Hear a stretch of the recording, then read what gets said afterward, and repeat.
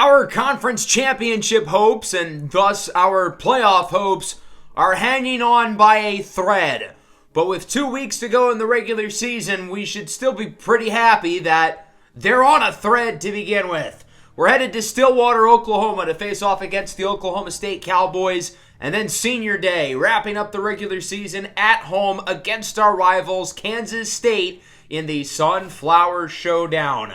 The stakes are pretty simple. If we want to make the Big 12 championship, we're going to have to beat the two highest ranked teams within the conference, and that includes Oklahoma State this week on the road, and then Kansas State, who's been the best team in the Big 12 this year at home. In the last episode, we won both of our games, upping our win streak to 3. That included a nice win over Houston and a very exciting and competitive win over TCU. In the matchup against Houston, we only won 37-18, but in reality, this game was a blowout. We were up 28-3 going into the fourth quarter, and we played backups the rest of the way. Dominant showing on both sides of the ball. The defense had been on an absolute heater, only allowing 3 points over a 6-quarter span, and the 3 points that Houston got was only because of an offensive turnover. The defensive streak stalled in this game against TCU, and it was our offense who led the way.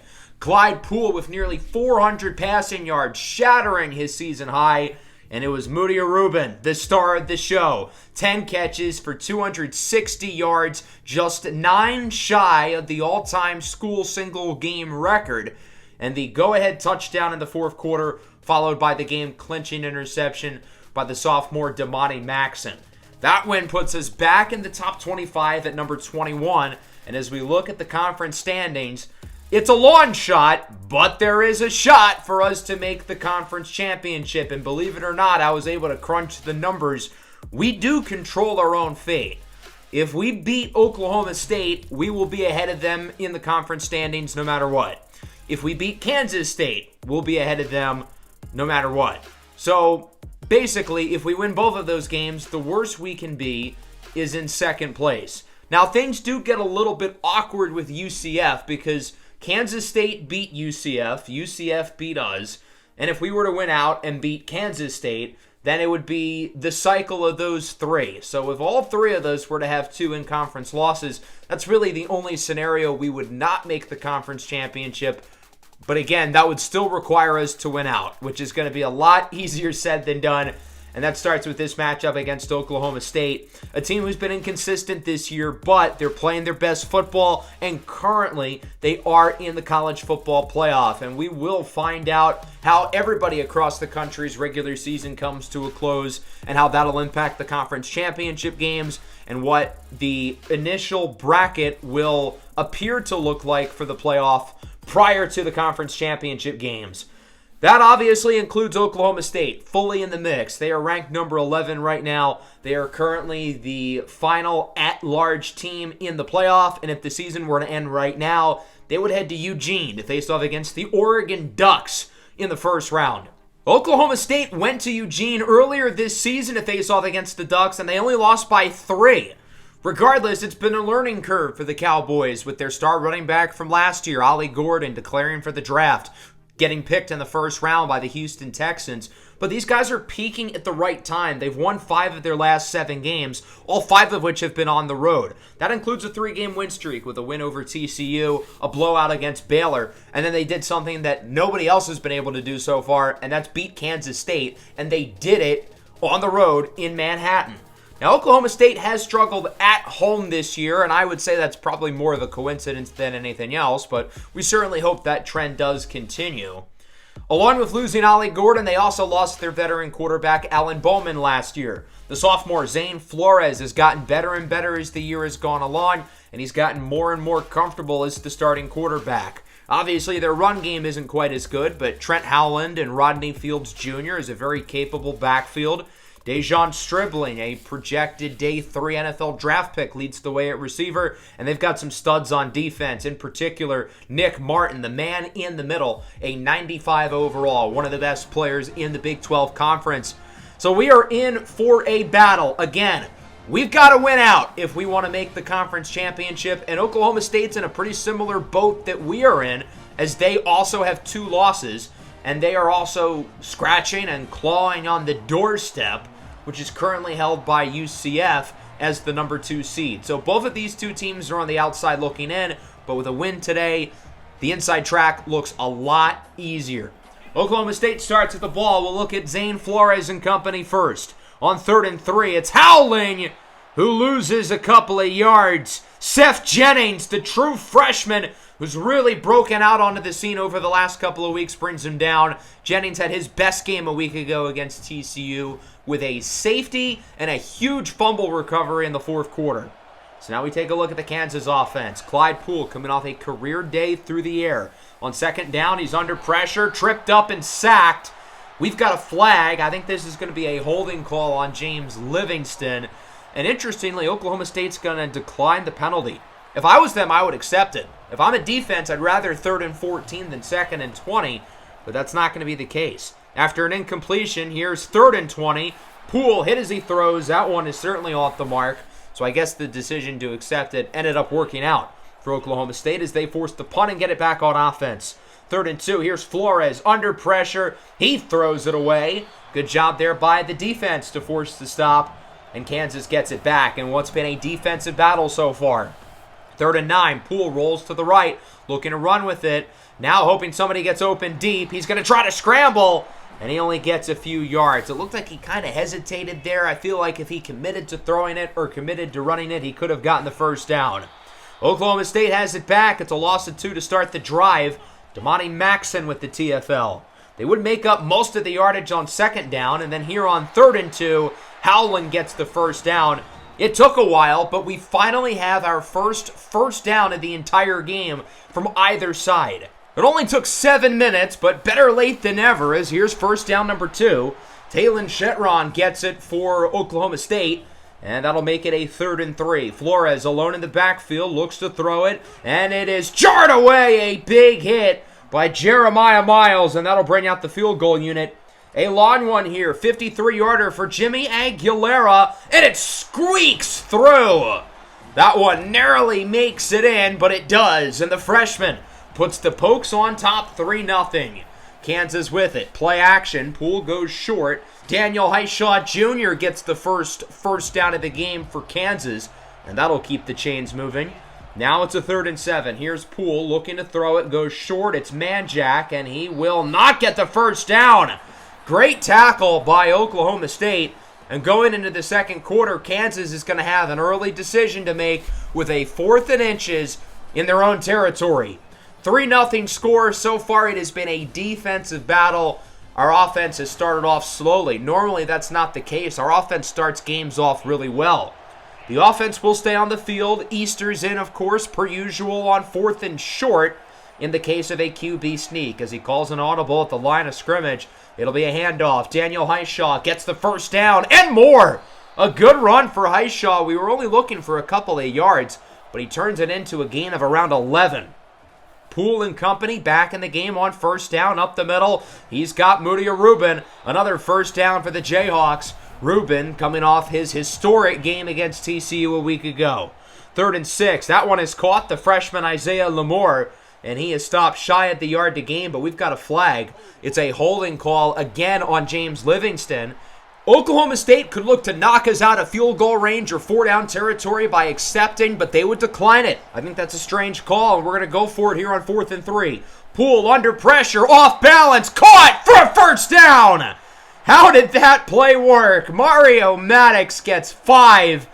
That should not have been successful, but look, I am not complaining, as it's now a 2nd and short. Poole keeps it on the design run with plenty of space. Walks it into the end zone for a touchdown. And Kansas takes the lead. Clyde Poole with another rushing touchdown. And that play, and that ended the drive, was led by the big 4th down conversion.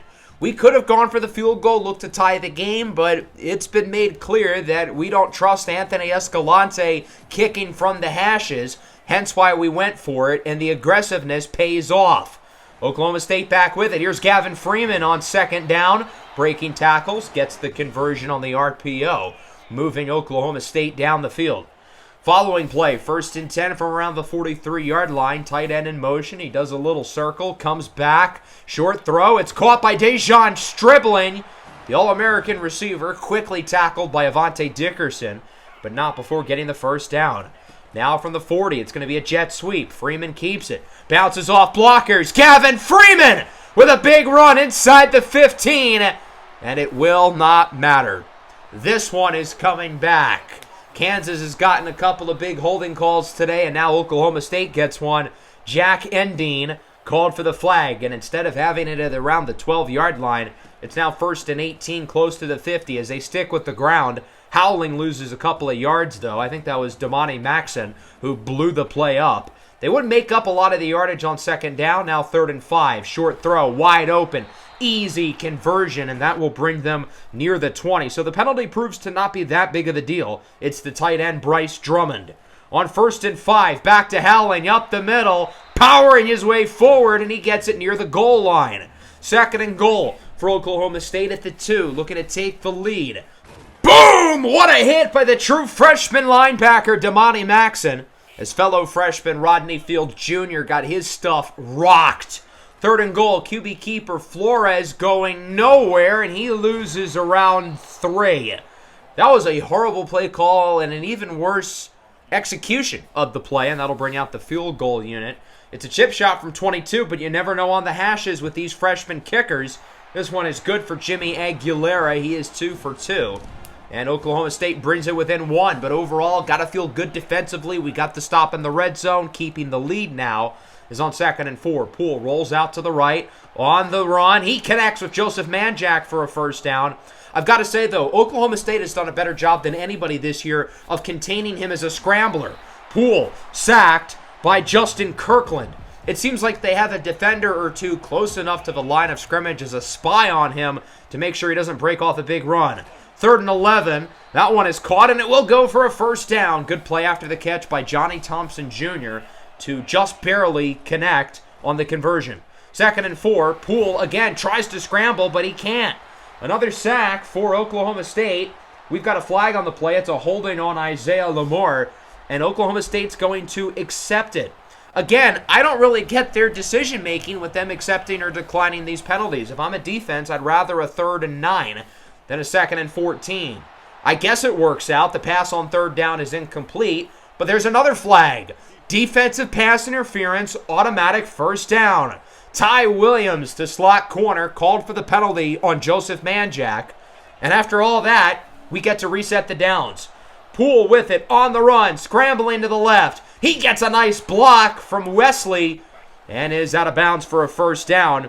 With 4 seconds, we're going to keep the offense out on the field despite not having any timeouts. Poole needs to make a quick decision, and so he throws it away now with 1 second.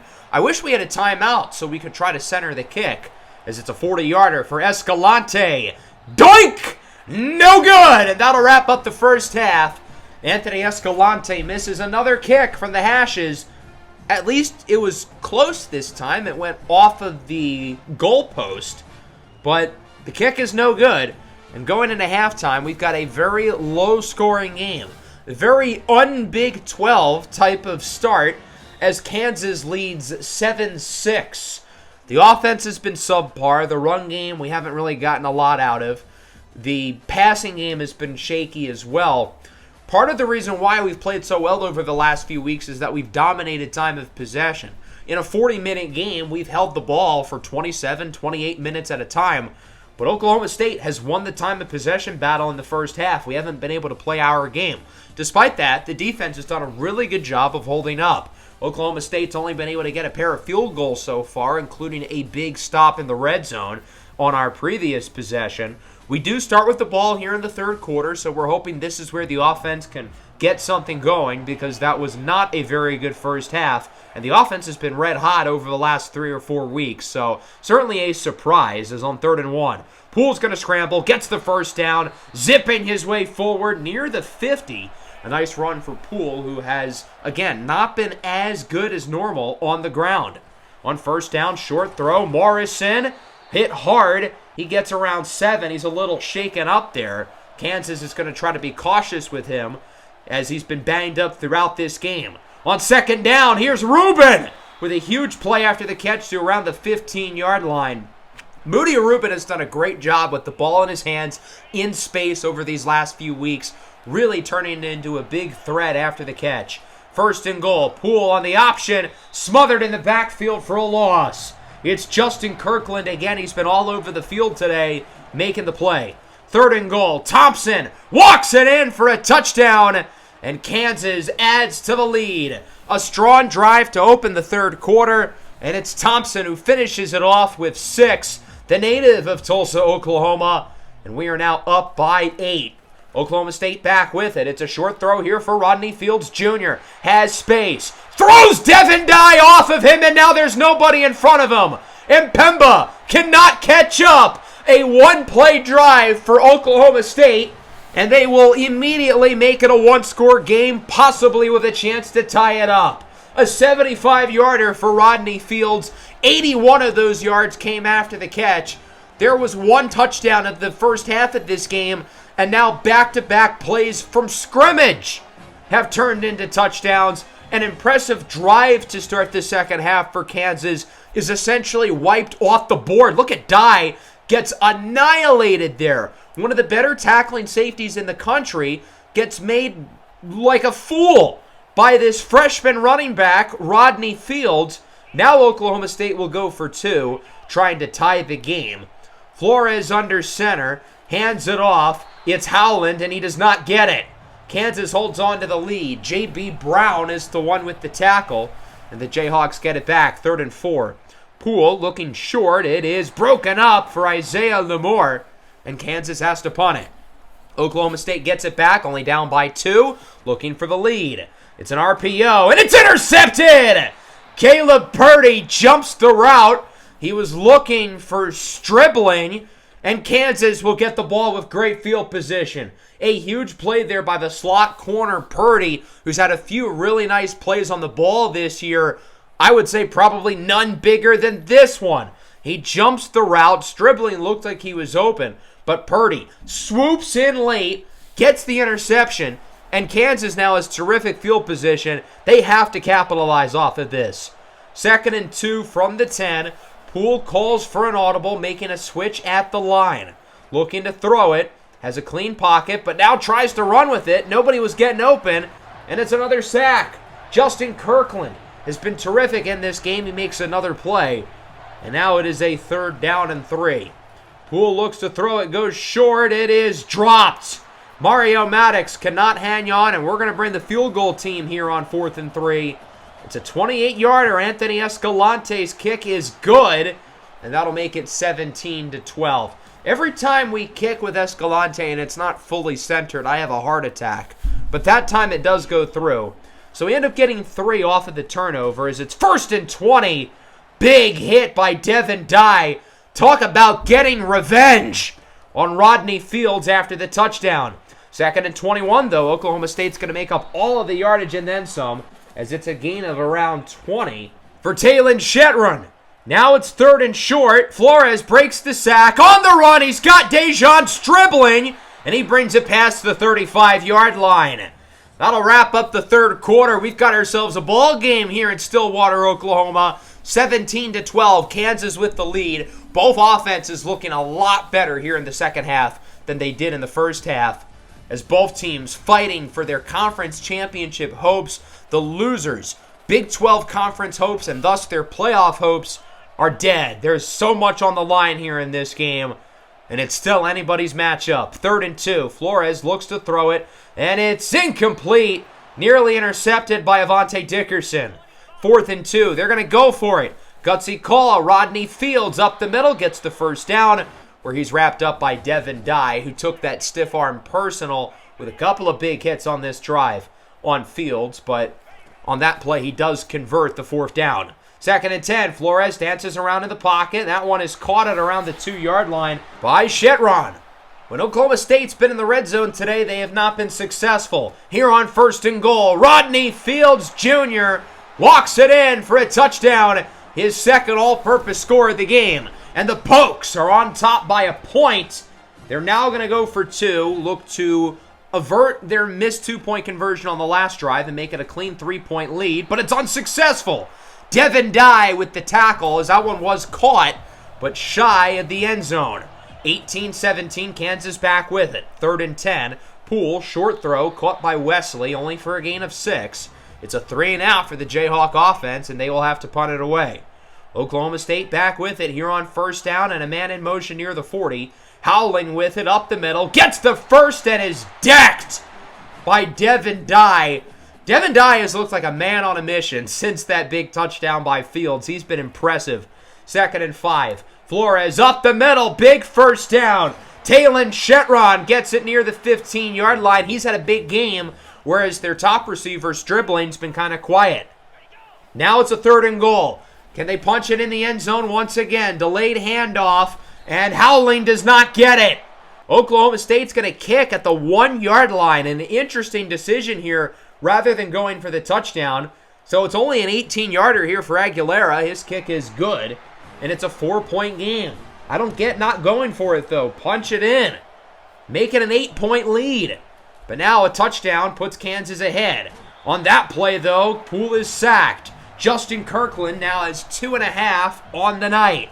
3rd and 10, biggest play of the game for the offense so far. Poole scrambles up the middle, gets the 1st down, and is wrapped up and around midfield. Nobody was open, and when that's the case, you can bet on Clyde Poole running. Oklahoma State's been able to contain his scrambles today, but not that time. Now 2nd and 11. Poole looking for the sideline. It's overthrown, and we're going to take him out of this game. On his big 3rd down scramble, he got hit hard around the 50. Not only is his speed affected by the wear and tear, but also his accuracy, as we saw on that throw.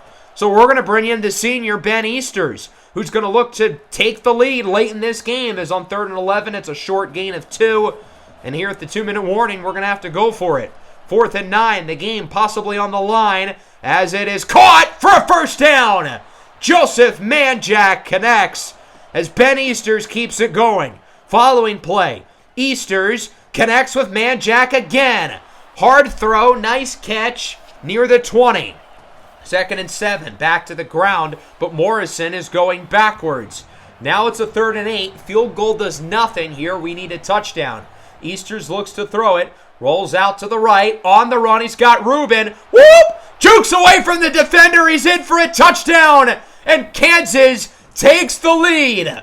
What a play by Moody Rubin, and what a great job by Ben Easters coming out of the bullpen for the injured Clyde Poole to complete the potential game-winning drive. Now, Oklahoma State's still going to have some time. They still got all 3 timeouts. This game is far from over.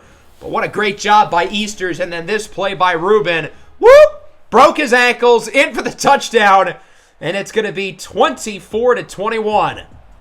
The Pokes have 39 seconds and 3 timeouts. That's more than enough time to score, and all they need is a field goal. Flores short. He's got Freeman down the sideline. He is out of bounds. Pushed out at the 45 by Devin Dye. A good start to the drive for Oklahoma State. They don't have to use a timeout, and they get a big chunk play. Following play, Freeman, he's got it again. Breaking more tackles, and he's got it past the 40 as the Cowboys are going to use timeout number 1. They're already pretty close to field goal range, off to a really good start on this drive, but they know they've still got to be perfect. Flores short, caught for a gain of around 6 or 7. And the Pokes are going to use their 2nd timeout. They've still got 1 more. 2nd and 3 at around the 30, trying to get closer to field goal range as Fields has it up the middle, runs for the 1st down. He centers the kick to his best ability, and after calling the last timeout, Oklahoma State's not going to risk it. Field goal team is on. Jimmy Aguilera, the true freshman, has had a busy day. 3 for 3, make it 4 for 4. This game is tied at 24 with just seconds to go. So there is still 10 seconds left, and we do have 3 timeouts, so I figure we might as well try to win this game in regulation. Clyde Poole back in the game. Down the field, he's got Manjack near the 50. Kansas used timeout number 1. 9 catches, a $104 today for Manjack. He's been huge down the stretch. Poole has to get rid of it incomplete with only a few seconds left. We're not in Hail Mary formation. We go for the quick pass, incomplete, and that's it. We wanted to go for a quick throw there, try to get into field goal range, give Escalante a chance to win it, but it doesn't happen. And this game is going to overtime. We're no strangers to the extra period. 5-0 in overtime games a season ago, but we've only had one this year, 0-1, with a double overtime loss against UCF, where they, of course, got a game-winning 2-point conversion. So both our and Oklahoma State's chances of making the conference championship and thus the playoff come down to an overtime. As we do not win the coin toss, Oklahoma State will choose to defer. So the offense, with a banged-up Clyde Poole, will open up the overtime period as we're looking at a 2nd and 8. Play action. Poole looks to throw, and he goes short for Morrison, and he is smothered. Not a good start here for the Kansas offense, and now it's going to be a 3rd down and roughly 10. What's going to be the play call here? Do you go for the big play or try to center the kick? We're just going to run the ball with Morrison. Fumble! And it is picked up by the defense! Oklahoma State forces the turnover, and I think there's no doubt about it. That one clearly a fumble. It's Cameron Epps who forces and recovers it. Let's get another angle. This is obviously not a good look, but from this angle, right around here, you can see Epps, number 7, coming in. That ball clearly punched out. Obviously a fumble. So now all Oklahoma State needs is 3. The only way we can get ourselves out of this is force a turnover or push them back of field goal range. So that means we're going to need to be aggressive, sending blitzes as Seth Jennings gets a sack on 2nd down. And now things look a little bit more complicated. It would be a 50-yarder from here. It's now a 3rd and 17. Normally we'd run like a cover 3 here or something, but we've got no choice. We've got to send pressure again. Flores is sacked! Samuel Mpemba might have just saved the season with a sack off of the blitz. We had no choice but to be aggressive defensively with our play calling. We needed to knock them out of field goal range, and I think it worked. We had 0 sacks in this game coming into overtime, but Jennings and Mpemba go back-to-back. Now, Oklahoma State's still going to try to win this game with a field goal. It's a 56-yarder for the freshman Aguilera to be the hero, and this kick is no good. So despite the fumble by Savion Morrison and the defense having their backs against the wall, we get a stop. And that brings us into overtime number 2 with the same score. Flores off play action, up the middle. There's a big play. Broken tackle into the end zone for a 1-play drive. Talon Shetron with the touchdown. And now Oklahoma State's going to have to go for 2. Obviously, I'd rather them score here than in the last overtime, but that's certainly not an ideal start to overtime number 2. It's going to be a play action again. Flores, back of the end zone, it's caught! And the 2-point conversion is good. An 8-point possession for Oklahoma State, and now we've got to tie it with a touchdown and a 2-point conversion of our own. So now the offense has their backs against the wall. 2nd and 4. Poole up the middle, quick 1st down. Mudia Rubin down at the 11. Chains move. Good start. Following play, Poole looks to throw it again. Rolls out to the right, has room to run, and he is just going to dive down. No reason to try to risk taking a hit, getting more injured, or fumbling the ball. A smart heads-up play there by Poole. 2nd and 10, up the middle. It's broken up, incomplete.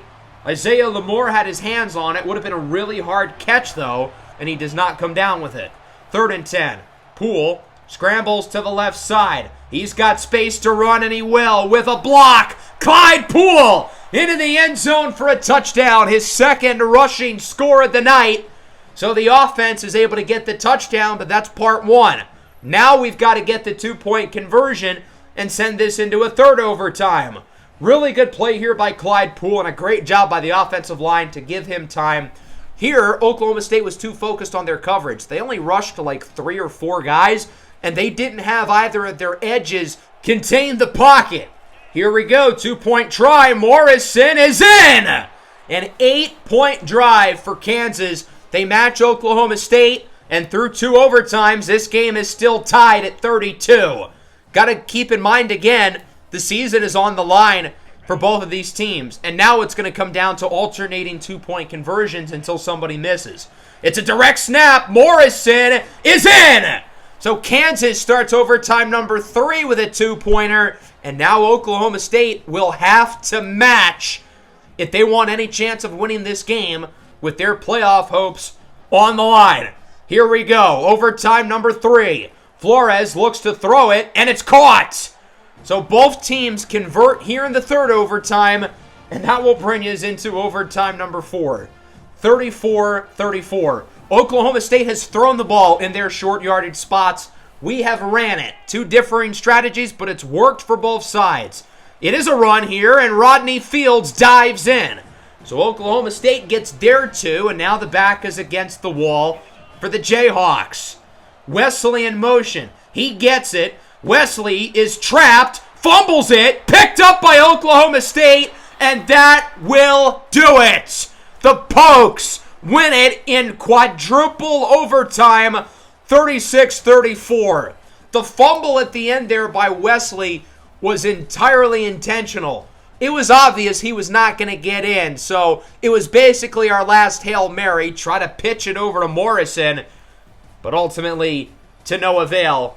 Oklahoma State wins an absolute classic. What a game this was in 4 overtimes.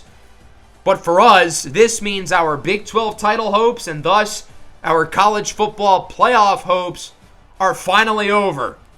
An unfortunate way to lose out on an opportunity to go back to the conference championship.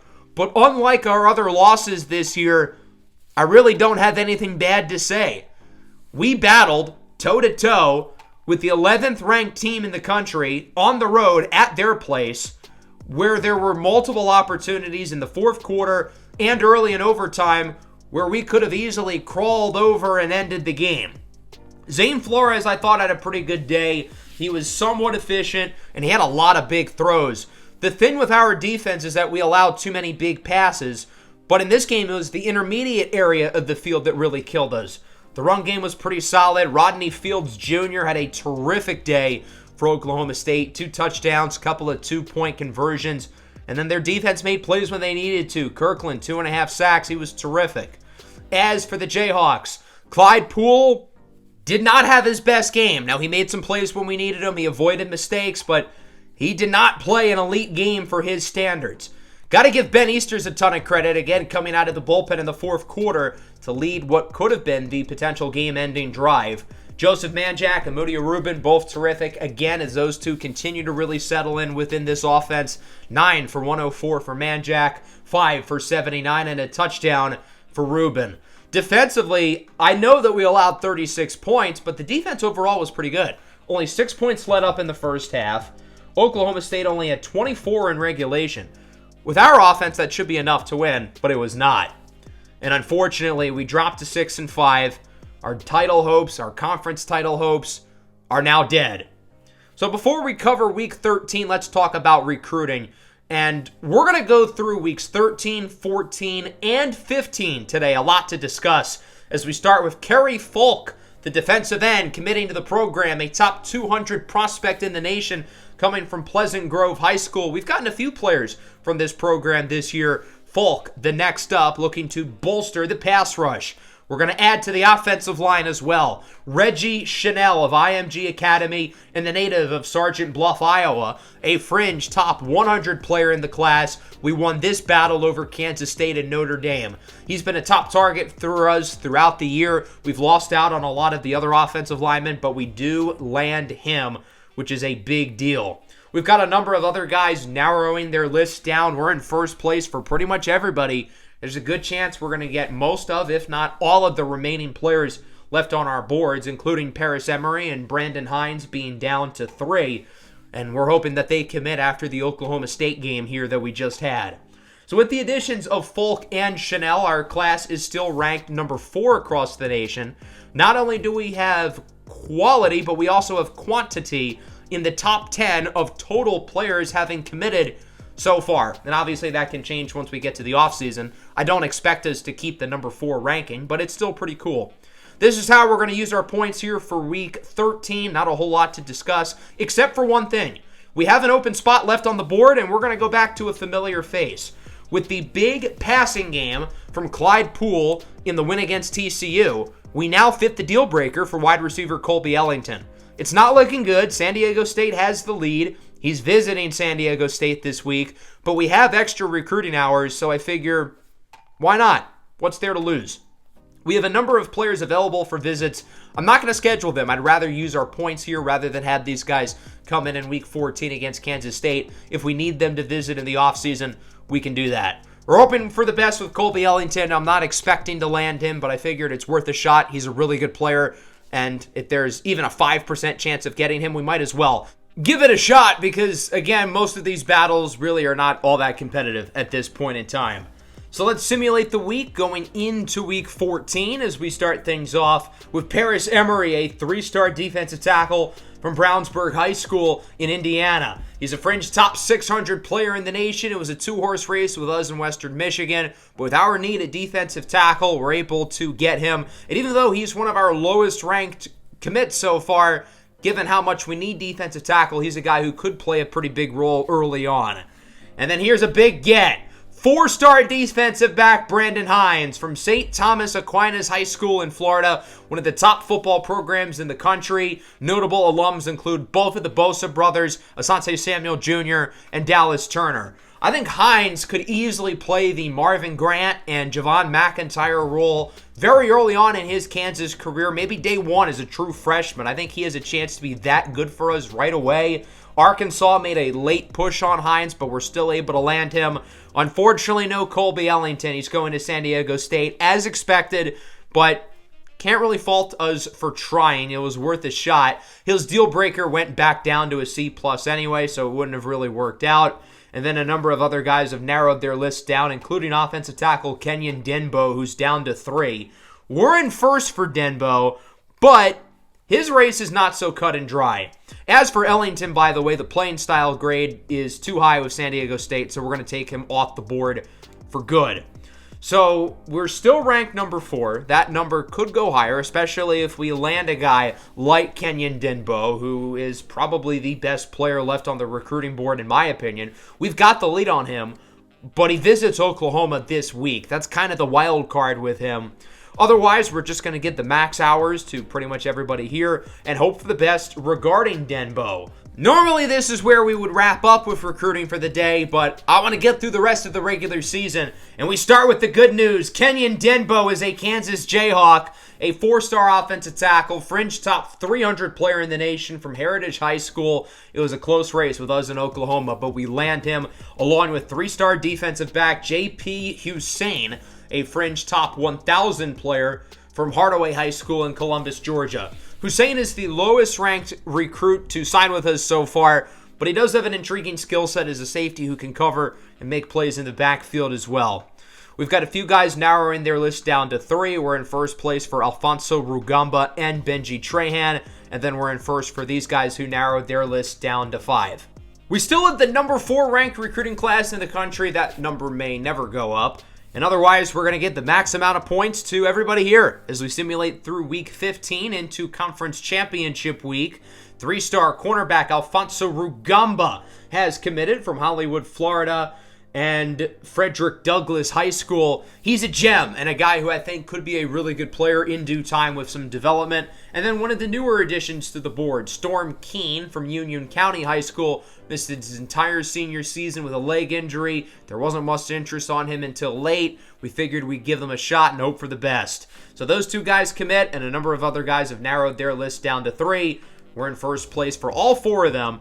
And we should land, again, pretty much everybody left on our recruiting board. And with that, we'll move into our recap across the nation. Here in week 13, Texas A&M ended up playing a really close matchup here with Mississippi State, but the Aggies would take this one. They move up to 9-2 and will play against Texas next week for a spot in the SEC championship. Remember last year, Texas played against Texas A&M for a spot in the conference championship game. A&M won that matchup, but Texas went farther in the playoff.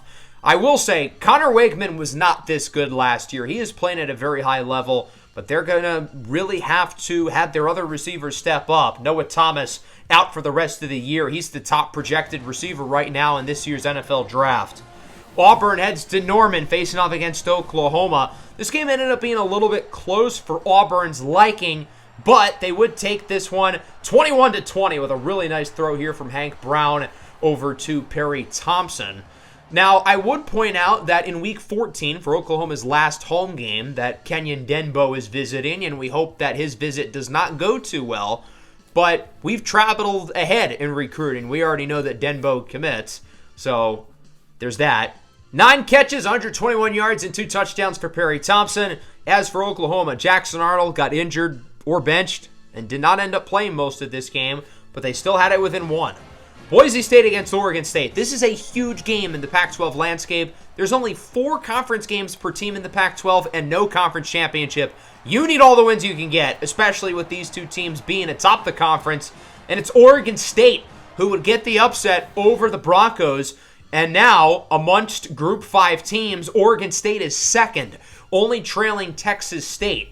The Beavers only have one more game. They play against Washington State next week. So if they win that game, they will win the conference and hope for a Texas State loss to push them ahead of the Bobcats as the Group 5 rep in the playoff. Boston College, ranked number 13. They control their own fate, facing off against Louisville this week and Pitt next week. Here, they took care of business against the struggling Cardinals, winning a blowout 40-7. So if Boston College wins next week, not only would they get 10 wins and make themselves a virtual lock for the playoff, but they would also clinch a spot in the ACC title game against Clemson. Florida State is playing their last in-conference game this week against NC State. We'll talk about that matchup in a little bit. But regardless of what happens in that game, Boston College controls their own destiny in regards to making the conference championship, despite the fact that Florida State is ranked higher.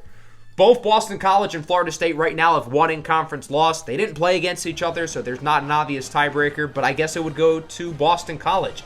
The Eagles can also clinch a spot in the conference championship game right now if NC State were to get the upset, and that almost ended up happening.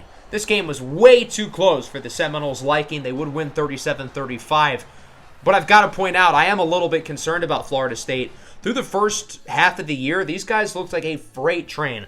Luke Cromanhook at quarterback was unstoppable. But here in the second half of the year, since their loss against number 1 Clemson, Florida State has looked very vulnerable. This is not a team who's playing their best football right now, and I would almost argue not making the conference championship might be the best thing possible for SFU, so they can have more time to reset and get prepared for their playoff game, because at 10-1, they are a lock to get in. Maryland facing off against UCLA at number 16. I think the Terps, if they win out, they're probably going to get in. Unfortunately for them, they're not going to win out. They lose to UCLA.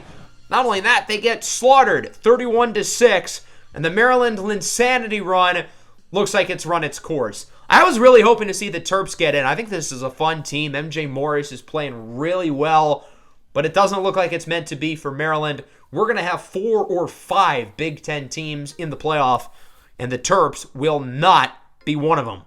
Let's take a look at some other results across the rest of the nation.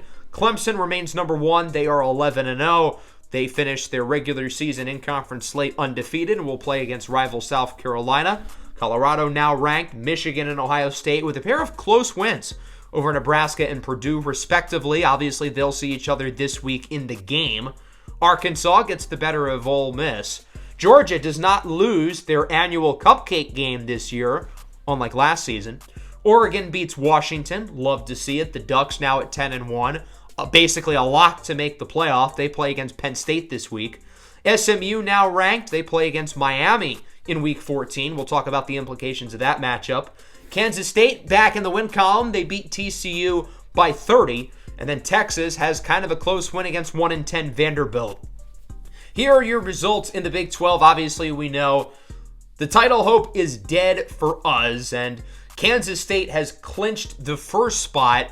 They will face off against most likely either UCF or Oklahoma State, bearing something crazy. Here's a look at some other scores across the rest of the nation. Memphis was pretty good last year. They are now 0-11. Syracuse wraps up their regular season 3-9. Notre Dame will not go bowling. They are 4-7. LSU will go bowling. They beat Western Kentucky. Miami with a close win against Virginia Tech. All Miami has to do in Week 14 is beat SMU, and they will be going to the playoff without a conference championship game to worry about. Alabama beats Missouri. Believe it or not, the Crimson Tide still have a real shot to make the SEC championship, as hard as it is to believe.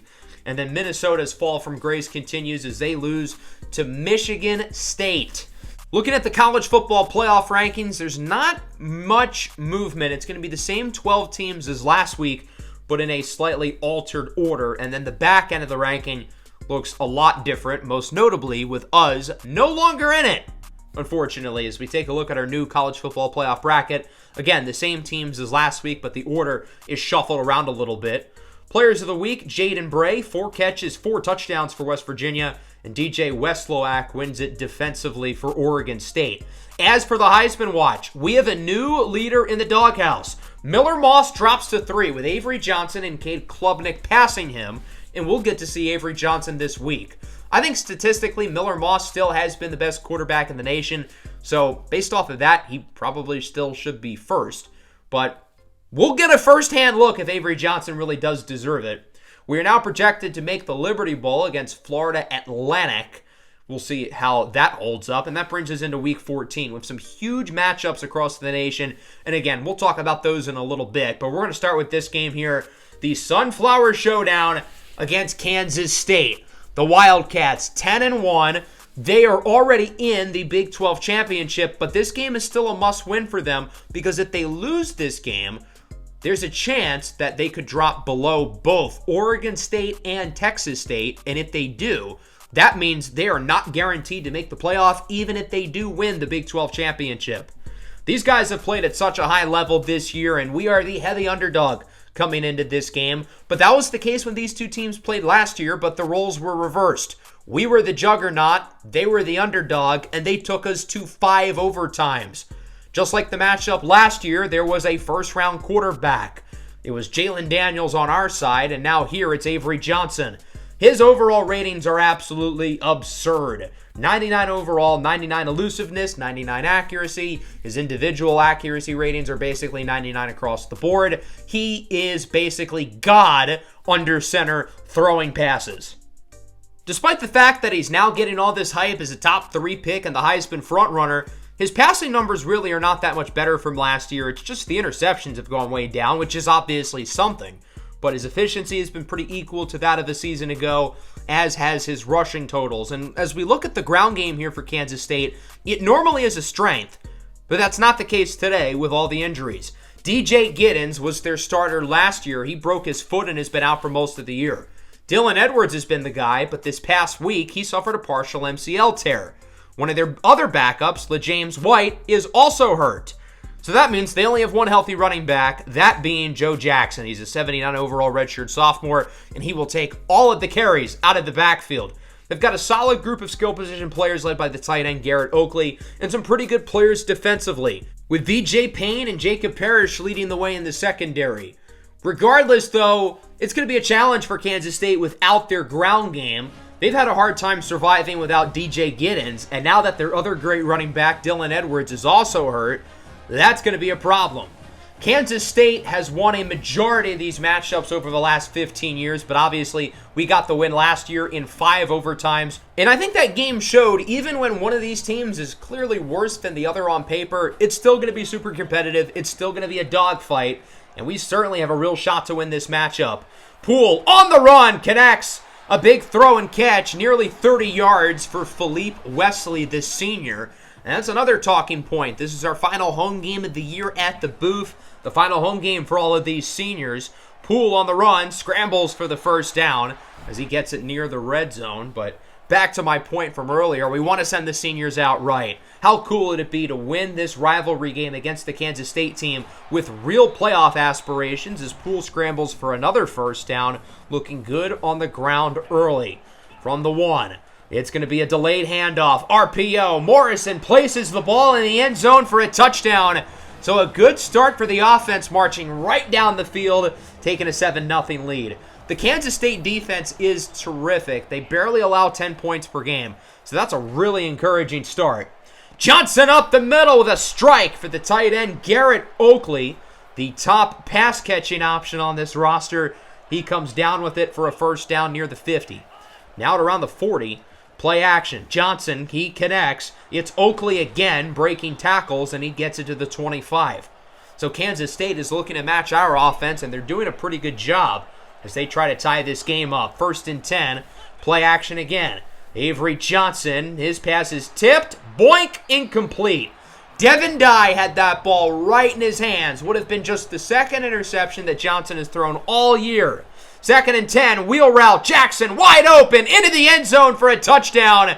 And the dropped interception by Devin Dye is going to be a 7-point swing, with Kansas State scoring here on the very next play.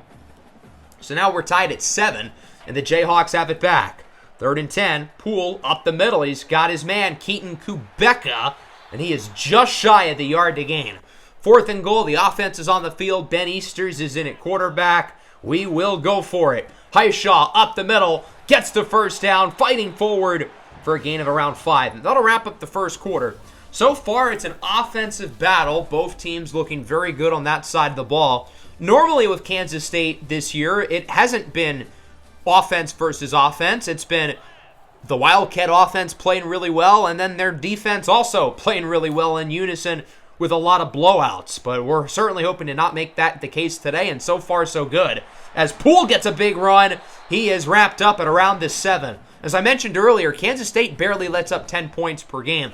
This is pretty much unprecedented against them, as Morrison is in his 2nd touchdown of the game, and it is now 14-7. Really, the only offense to have success against these guys somewhat recently is Oklahoma State, who had 42 a couple of weeks ago, but otherwise, nobody puts big numbers on Kansas State. Johnson scrambles on 3rd down, and he is tackled just a yard shy at the first down marker. Dekias Brinkley with a first down saving tackle. Kansas State's going to punt it. We'll get it back on offense. 3rd and 3, looking to make it a double-digit lead or a multi-possession lead. Poole scrambles up the middle, and he is just shy. 4th and 1, we could go for a field goal. The kick is somewhat centered, but when it's that close, going to go for it. Oh, look at this, play action. Easter's on the run. He's got Highshaw for the first down. We wanted to fool Kansas State. We honestly didn't, but we still convert, which is what matters. 3rd and 10, Poole scrambles again, and he runs for another first down. Unlike Oklahoma State, they're not doing a good job of either A, containing the edges, or B, having a spy nearby to stop him, as Harry Stewart III walks in for a rushing touchdown. 3 drives and 3 scores for the Kansas offense. And again, Kansas State's defense has not looked like this all year. We have found a way to exploit these guys on the ground, and it is a multi-score lead for the Jayhawks. I said going into this game, just because Kansas State's a lot better doesn't mean that they're necessarily going to have an easy win. Jackson loses a yard on first down. Damani Maxson brings him down. That'll send us to the 2-minute warning. 2nd down, Johnson up the middle. Short throw is caught. That will go for a first down. Nice play there by Kansas State. They'll call the timeout as it's hauled in by Jacques Spradley Demps. Play action. Johnson hit as he throws. It's caught. And a nice play after the catch. Hauled in there by Keegan Johnson, who gets it past the 25. Now with just over a minute left in the first half, Johnson goes short. It's Jace Brown. Walks the red carpet. He's in for a touchdown. And Kansas State makes it a 1-score game. Not to mention, they start with the ball in the second half. So there's real room for them to do some damage. And because of that, we're going to try to be aggressive and score. But Clyde Poole fumbles it. And it's scooped up by Logan Brown. That could have been bad news. Donovan Ryman with the strip sack. 3rd and 25 at the 5. Poole will just look to scramble with it, and he's going to get around 7 or 8. So that'll wrap up the first half. Certainly not a perfect final minute or so, but overall, hard to complain, given that we had the lead and that the offense has looked really impressive against one of, if not the best, scoring defense in the nation. And our offense has ran them over. The run game has been absolutely terrific so far. We're dominating time of possession. But all it takes is one drive for Kansas State to tie this game. And I think the Wildcats' offense has been pretty good too. It's just that they've barely had the ball. 2 of Kansas State's 3 drives ended off in touchdowns. The other one, they were a yard away from getting a first down and potentially getting some momentum together. So if the Wildcats can score here on this opening drive in the 3rd, that would really go a long way in giving themselves a clear pathway to win this game. Johnson does not get the first down conversion, though, on the read option. Javon McIntyre brings him down. That leads to a punt. Third down for Kansas. Poole scrambles, and he is short. So the Jayhawks have to punt it. Both defenses opening up the second half strong after they both looked pretty bad in the first half. Second down here for the Wildcats. Johnson, he connects with Jaquez Spradley-Demps. He makes a nice play after the catch to just shy of the 40-yard line as Kansas State gets the ball rolling with a first down. 2nd and 9 now. Johnson scrambles with it under pressure on the run for Garrett Oakley to the 45. Johnson hasn't made any ultra-spectacular throws, but he does look the part of the top 3 pick. Here he is under a ton of pressure with a dime for Jaquez Spradley-Demps, and you can tack on an additional 10 or so yards with a roughing the passer call against the freshman Seth Jennings. So Kansas State now has it in the red zone at the 7 with a real chance to tie this game. 2nd and goal. Joe Jackson up the middle, in for a score. We're knotted up at 21. So Kansas State, who was down by 14 just a couple of minutes ago, ties the game. You cannot continue to spiral against an elite team such as Kansas State. So that means this drive is going to be ultra pivotal for us to get something together. 3rd and 4 for the offense just shy of the 50. Poole with rushing room scrambles for the first down.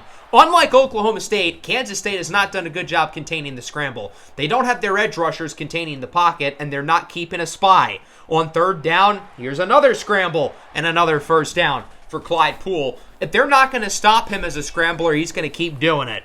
3rd and 10 now. Poole under pressure, hit as he throws incomplete.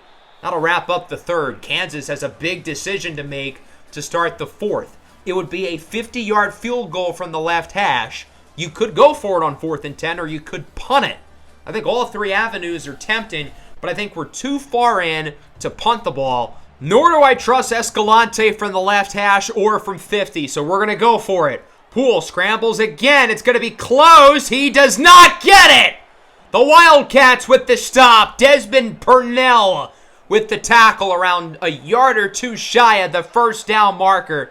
So Kansas State's defense clutches up. They get it back. Tie game. But Johnson is sacked early on the possession. Devontae Crispin, the true freshman, with a huge play for the Kansas defense, forcing a loss of 8. Kansas State will get a solid gain on 2nd down, making it 3rd and medium, 3rd and 6 to be exact. Avery Johnson up the middle, first down. Nice catch with a big hit at the end. But they do get the conversion, and the sack by Crispin proves to not be a big deal. Kansas State now in motion, looking to take what would be their first lead of the game. Jackson losing yardage, though. Again, Devontae Crispin makes the play once more. He's off to a big start on this possession. And now we're looking at a 3rd and 11. Biggest play of the game defensively. Johnson, his pass is broken up. Javon McIntyre, the senior, with the deflection. He rips the ball away from Oakley, and Kansas gets it back. No points for the Jayhawks here in the 3rd, looking to change that on a 1st and 17 off of the holding call, and Johnny Thompson gets 16. We would get a couple more first downs, continuing to move it well, but Poole is sacked. Big play by the Kansas State defense, forcing the loss of yardage. Asa Newsome brings him down, and now we're looking at a 2nd and 21. That sack could knock us out of field goal range. We've got to get some more yards back. Poole scrambling, sacked again. That's not going to do it. Damian Ilalilo brings him down, and it's 3rd and very long. Poole looks to throw it. Going to scramble with it again because he's got space. Fumbles it, and it is picked up by the offense. Oh, man, we just dodged a bullet. Jake Clifton with the force, and we've got another decision to make. 50-yarder or 4th and long? We went for it earlier, and it didn't work. We're going to do it again. 4th and 11. Poole up the middle. It is caught for a first down. Sheldon Brink, the true freshman, with one of the biggest plays of the game. So we get the conversion on 4th down and 11. And now the offense looks to take the lead. Thompson with it. Gets a couple. That brings us to the 2-minute warning. We want to be smart with the clock here as well, not wanting Kansas State to get a real shot. 3rd and 7. Morrison gets a few. We wanted to center the kick, hoping to maybe get close enough to make it a 4th and 1 and potentially go for it. But it is a 4th down and around 3. 4th and 4, actually. So we're going to play it safe. Field goal unit is on. 30-yarder for Escalante. Fully centered. Kick is good. Anthony Escalante has had his ups and downs this year, but he makes that one. 24-21 21. So the offense gets 3. And now our defense needs a stop to potentially severely alter Kansas State's playoff hopes. Let's see if we can play spoiler for our rivals. Johnson connects. It's Garrett Oakley. He gets the first down past the 35, and the chains move for the Wildcats. They're moving quickly into no huddle here as Johnson sets things up, looks to throw it again. Looking to the other side of the field, it's Jace Brown. He gets around 6 or 7, and Kansas State uses timeout number 1. They still have the other 2 in their back pocket with around a minute to go. Johnson up the middle, caught another first down. Oakley's 10th reception of the game. 2nd and 10 after a spike. Johnson up the middle. It is caught again. Another first down by Brown. After another spike, it's 2nd and 10. Johnson is able to get away from the sack. That could have been bad news for Kansas State. DJ Withers was in the backfield. And now it is a 3rd and 10. They're not fully in field goal range yet, but they do run it.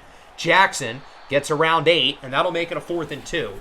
We're not going to call a timeout here because I'm not that confident they're going to make this kick. We're eventually going to call a timeout to ice the kicker, but I didn't want to call a timeout to potentially stop the clock at around 30 seconds because I don't think he's going to make it. It's a 45-yarder for Leighton Simmering, the redshirt junior from the left hash. To tie the game here for Kansas State, it is nearly blocked, and it's good! So the kick will fall. The decision to wait and call the timeout backfires, and now we're not really going to have a chance to win this game in regulation. Poole, play action, we might as well try, but he is sacked on the play instead. He is wrapped up by Asa Newsome, his 2nd sack of the afternoon. And this game is going into overtime. Back-to-back overtime games for the Jayhawks. The game against Oklahoma State was also tied at 24 going into the OT period. We were 5-0 last year in overtime, but we're 0-2 this year. Let's see if we learned from the mistakes in our double overtime loss against UCF and our quadruple overtime loss just moments ago against Oklahoma State. Tails never fails because, of course, it does. We win the toss. We're going to choose to start out on defense. So Kansas State's offense will take the field first. Avery Johnson and company look to set the tone, unlike we did against Oklahoma State with the fumble by Savion Morrison. From the 25, play action. Johnson up the middle. There's a good start for the Wildcats. Garrett Oakley gets around 17 or 18, bringing Kansas State to the 8-yard line. 1st and goal now. Johnson looks to throw it, goes short. Oakley again brings him closer and closer. And for Garrett Oakley, that is his 12th catch of the game. 2nd and goal. Johnson, clean pocket. Now he rolls to the right, on the run. End zone, touchdown! Jace Brown, his 2nd of the ball game. So Kansas State marches down the field. They get their touchdown, 31-24.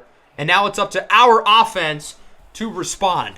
We'll see if Kansas can look to tie the game here in overtime number 1. As it's a 3rd and 7. Not wavering from Morrison after the fumble in the last game as he fights for the first down. We were in full 2-down territory there, ready to go for it with another run play on 4th down. But hey, that works too. 3rd and 4. Thompson this time. He's in for a touchdown. Johnny Thompson Jr. extends the run. And look at this. The offense is on the field to go for 2 and end the game. We're going to call a timeout to switch up the formation, but we will keep the offense on the field. This is it. The 2-point conversion right here decides the entire game. It's a ballsy decision. Let's see if it pays off. It's a direct snap. Morrison's got it, and he's in! Kansas wins the Sunflower Showdown once again. A game-winning 2-point conversion in overtime, and they shock the Wildcats 32-31. What an ending. And let's go through that 2-point conversion decision again as Avery Johnson wins the player of the game, even though he lost. And Avery Johnson is now 0-2 in his Sunflower Showdown career. But the reason why I went for 2 there is because I think analytically that is the correct decision. When you're the worst of the 2 teams, and I hate to admit it, but we are worse than Kansas State, the correct decision there is to go for 2. Because if we tie the game at 31 and bring it into a second overtime, there's more than a 50% chance that Kansas State's going to win the game. I feel like there was more than a 50% chance we would get the 2-point conversion. So it's a calculated risk, but it's one that makes sense. I put the trust in the offense. I put the trust in Savion Morrison, and he delivers. Clyde Poole did not have a great game, though. He wasn't very accurate throwing the ball, made some mistakes as a runner in the second half, and in that overtime period, we took the ball out of his hands. Poole only threw the ball once in overtime. It was an incompletion. There's a reason why on both of those third downs, we ran the ball, and it worked both times. There's a reason why he didn't even get the snap on the two-point conversion, because he just did not have a great game. But everybody else produced. The running backs, the receivers, the offensive line I thought played really well. And then defensively, we made some plays when we needed to. Avery Johnson was still pretty good, though. I mean, it's hard to perform well against the Heisman favorite and potential number one pick. So I think all things considered, I guess it could have gone a little bit worse. Garrett Oakley was really good, as was Jace Brown. But otherwise, the rest of the offense, they didn't make enough plays. And then defensively, this defense has been great all year. But in that first half, they really struggled. Picked it up in the second half, but they let the 8 points in during the overtime period. And we finished the regular season 7-5 as we take a look at Week 14 across the rest of the nation. Let's take a look at some storylines to watch out for in each of these conferences, starting in the Big 12. Kansas State is in the conference championship game. It's just a matter of who will they play against between Oklahoma State and UCF. Right now, it's listed as Oklahoma State having that spot. So the Pokes are in a win and in scenario against Colorado. If both Oklahoma State and UCF lose, then things get weird. Unfortunately, we would not get that spot, though, regardless. In the ACC, I mentioned this one earlier. Boston College, if they win, they'll play against Clemson. Clemson and Florida State, both locks for the playoffs. Miami's a lock if they beat SMU. In the SEC, this is fun. Texas plays against Texas A&M. The winner will go to the SEC Championship against the winner of the Iron Bowl between Alabama and Auburn. Very straightforward, very simple. I can't say the same about the Big Ten. Things are a lot funkier here. Michigan plays Ohio State. Oregon plays Penn State. There's a three-way tie at the top right now of Michigan, USC, and Oregon, with the Buckeyes and the Nittany Lions chasing after. Right now, there's 5 playoff teams here. Now, if Penn State loses, they would be out. Maybe the loser of Ohio State, Michigan gets knocked out. We'll see. Then in the Pac-12, Oregon State, it's theirs to lose. If they beat Washington State, they win the conference. If the stars align in the American, we'll likely be looking at UAB and UTSA in the conference championship. In Conference USA, it will probably be Liberty and Kennesaw State. In the MAC, we have a three-way tie with Akron, Bowling Green, and Eastern Michigan vying for those 2 spots. In the Mountain West, Nevada will face off against probably one of UNLV, Wyoming, or Air Force. And then in the Sun Belt, Texas State has already clinched their spot in the conference championship game, although they still need to win in order to still be the highest-ranked Group of 5 team. They'll face off against one of Old Dominion, Coastal Carolina, or Appalachian State, who looks to be a Cinderella and ruin things for their conference. The Sun Belt's hoping to have a playoff team, and they might not get one if one of those teams spoils the fun. So here we go, Week 14, the most exciting week of the year. Grab your popcorn, get comfortable. A lot of fascinating results this week. One of the most interesting had to have come here in Dallas. SMU beats the brakes off of Miami 33-7, and this changes everything for both of these teams. We'll start with the Hurricanes. They finished the year 8-4. They are now unranked. They are not going to the playoff, and the Reese Poffenbarger era ends fittingly as he completes 40% of his passes and 2 interceptions. Thank goodness that nightmare is done, and Keanu Hokulani can start next year. As for SMU, at 8-4, they are ranked number 10. There's a real shot they get in. Now, there's still some teams who can pass them in Conference Championship Week, but right now, SMU with 4 losses is in the playoff. Here's a big one. The game, Michigan and Ohio State. The Wolverines have beaten the Buckeyes 4 times in a row, and you know what Jim Harbaugh would say? Why not make it 5? Darius Taylor leads the Wolverines to the victory in the Big House. So even though there is a 3-way tie at the top of the Big Ten right now with Michigan, USC, and Oregon, we have to keep in mind that Michigan beat USC and USC beat Oregon. So because of that, Michigan is locked in the Big Ten championship.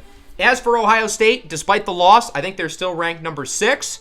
So They get embarrassed by Michigan for a 5th straight year, but they're still going to make the playoff. Colorado facing off against Oklahoma State with a win. The Cowboys are going to the conference championship against Kansas State, and not only did they lose, but they got killed against Colorado. And much like the Miami SMU game, Colorado is sneaking through the doorstep. They are 9-3, they are ranked number 12, and they are currently the first team out. It would take a lot for them to grab a spot, especially considering, well, the regular season's done. It's kind of hard for them to move.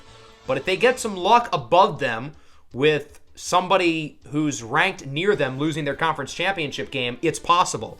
As for Oklahoma State, they can still get in, but they're counting on a UCF loss here against Cincinnati. This game ended up going into overtime, and it's the Bearcats who knock off UCF, who was in a win and in spot, but the Knights lose. So UCF and Oklahoma State both lose. That means there's a 5-way tie for second place in the Big 12. That 5-way tie does include us. But unfortunately, we are not getting the spot. It will be Oklahoma State who goes to the Big 12 championship. After all that, facing off against Kansas State. Now, even if Oklahoma State wins, since they're unranked and there's multiple Group 5 teams ahead of them, if Oklahoma State wins, I don't think they would make the playoff. I think instead, there's probably just no Big 12 teams that get in, which is kind of crazy to think about. Oregon facing off against Penn State. The Ducks need to win to keep their conference championship hopes alive. Penn State needs to win to keep their playoff hopes alive, and this ended up being a pretty good game. But this touchdown run here by Jonah Coleman would help lead the Ducks to the win, 30-27. Penn State gets knocked out of the rankings entirely. That feels kind of unfair. They only lost by 3. I get them not making the playoff. They now have 4 losses, but still, that seems a bit disrespectful. As for Oregon, they climb up to number 2. That's because we had some movement above them. Hint, hint. The Ducks still need a USC loss to make the conference championship, though. Texas and Texas A&M, winner goes to the SEC title game. This one ended up going into triple overtime, but the Aggies get the win over Texas. So much like last year, Texas loses to Texas A&M. The Aggies are going to the SEC championship. Texas finishes the regular season 9-3. They're still in the top 12, so it looks like Texas will be fine and they will still go to the playoff. I've got to say, though, Connor Wegman is on a heater. If you remember last year, the Aggies finished 10-2. They made the SEC championship, and then they fell apart. I don't think the same is going to be the case this year with how well Connor Wegman's playing. Oregon State versus Washington State. With a win, the Beavers win the Pac-12, and they would take care of business here, 4-0 in conference play. And with no conference championship game, Oregon State is the first winner of the new look Pac-12, which is still a group of 5 conference, but they are ranked higher than any team in the Big 12, thanks to Kansas State's loss. And since they don't have the conference championship game to worry about, barring a big jump from Kansas State, Oregon State's going to make the playoff as a conference champion, and they can potentially get a bye if Texas State loses one of their last 2 games. Well, Beaver fans, today is your lucky day. Southern Miss upsets the Bobcats, and this really changes things in terms of what's going to happen with the Group 5 representative. Texas State did not move too far back in the rankings. They're now number 14, but Oregon State does jump them. So the Beavers are now the 4th highest ranked conference champion. They currently have the first round bye, but with Kansas State losing, Texas State is still above them. And so Texas State is still in the playoff, but it's still going to take a wonkier road for them. Obviously, they're going to have to win the Sun Belt title game. And I think if Kansas State beats Oklahoma State, they very well could jump Texas State in the rankings. So we'll see what happens there. Boston College win, and they are going to the ACC championship. Lose, and, well, that would be kind of sad for them. And ultimately, they did win this game, 20-7. They climb all the way up to number 7. Boston College now 10-2. They are a lock to make the playoff no matter what happens against number 1 Clemson. But if they do win that game, they're going to get a first-round bye, and they might even be in the conversation for the number 1 seed, given that Clemson is undefeated.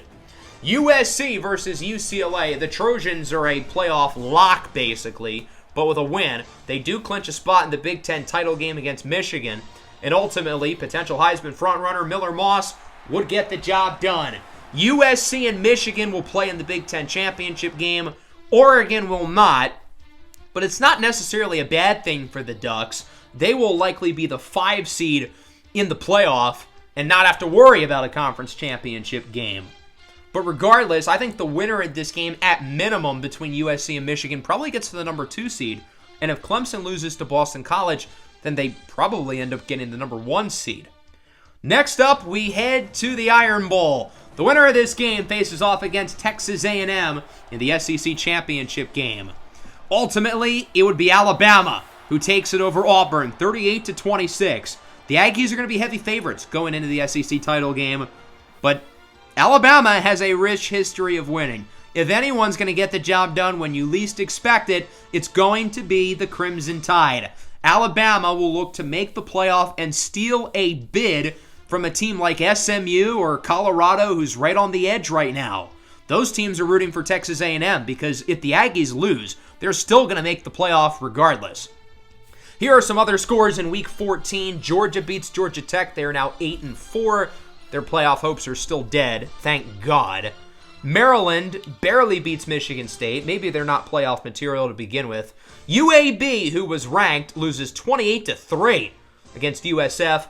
Clemson finishes the regular season undefeated, the only team to do so, as they beat South Carolina. And then here in the Big 12, as I mentioned, it'll be Kansas State and Oklahoma State in the conference championship game, although the highest-ranked team right now in the conference is Colorado.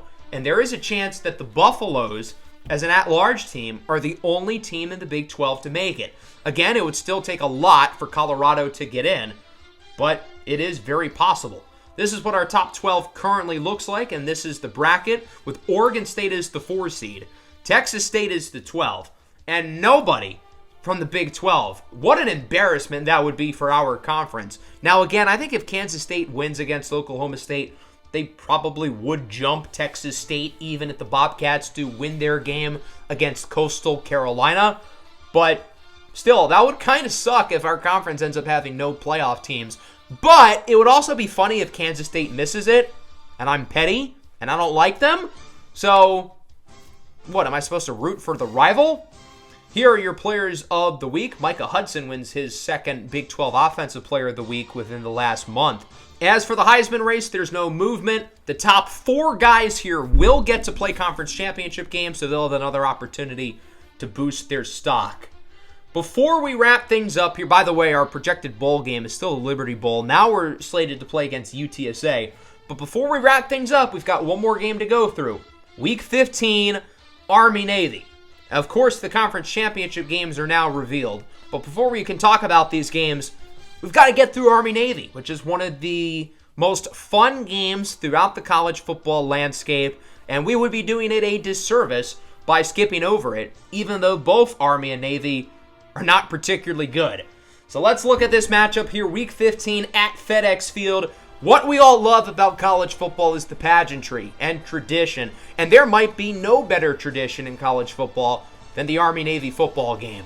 Both of these teams are 4-7. They've both not had very good seasons. But it'll still be a fun game, and the Army-Navy matchup isn't necessarily about how good these teams have been, but more so, again, the tradition of it all. Of course, we're also going to see a lot of 1920s style offenses. Navy ends up winning this game 20-10, despite the fact that their quarterback went 2 of 6. He only threw the ball 6 times. That's Army-Navy football, baby. So Navy finishes the year 5-7. As for Army, they finish 4-8. They did not throw the ball much more, only completing, I think, 8 passes. But look at this stat line, 2 for 6, 20 yards. That's Army-Navy, baby! So there you go. Navy gets the win over Army. The regular season is officially over. And now we head to Conference Championship Weekend. Alabama versus Texas A&M. USC, Michigan. Boston College, Clemson. Oklahoma State, Kansas State, along with some intriguing Group 5 games. And there are multiple pathways for multiple Group 5 conference champions to get in. If Oklahoma wins and or if Alabama wins, things can get a little bit funky for the committee. I think the plan is we're going to get this season wrapped up within the next 2 episodes, going over the conference championships, the bowl games, and of course the college football playoff within that span. Hope everybody enjoyed the episode. Make sure to leave a like and subscribe to the channel if you are new. Peace out.